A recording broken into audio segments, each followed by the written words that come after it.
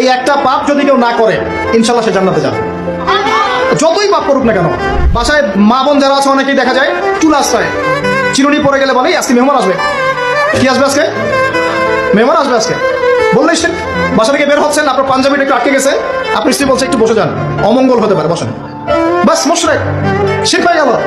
মুসলিম সমাজে রন্ধ্রে রন্ধ্রে শিরক। এখন রাস্তাঘাটে উঠতে বসতে পেপার পত্রিকা খুললেই শিরক। পেপার খুলবেন রাশিফল, সিংহ রাশি কন্যা রাশি, দিনটা কেমন যাবে বিশ্বাস করলেই মুশরিক হয়ে যাবে। রাস্তার পাশে টিয়া পাখি দিয়ে ভাগ্য পরীক্ষা করছে, হাতটা দেখে যান তো ভাই কি আছে, বললেই শিরক হয়ে যাবে। আংটি বিক্রি করছে, আংটি পরলে রোগ ভালো হবে, হাতে দিল রোগ ভালো হবে এই উদ্দেশ্যে, মুশরিক। হাতে দিয়েছে রোগ ভালো হবে, আমার ডায়াবেটিস ভালো হয়ে যাবে, বিসমিল্লাহ, ব্যাস মুশরিক, নাউজুবিল্লাহ। এই আকীদা নিয়ে পড়লেই মুশরিক। মুসলিম সমাজে অহরহ শিরক আছে। আর আবু জাহেলের যুগে কি ছিল ভাই? আবু জাহেলের যুগে অনেকদিন বলেছি মেজর 5টা সমস্যা ছিল। কয়টা?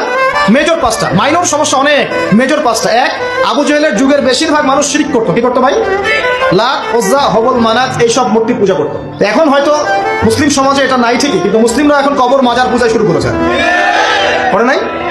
মুসলিমরাও এখন নেক্সট রোকে ধোকা খাচ্ছে।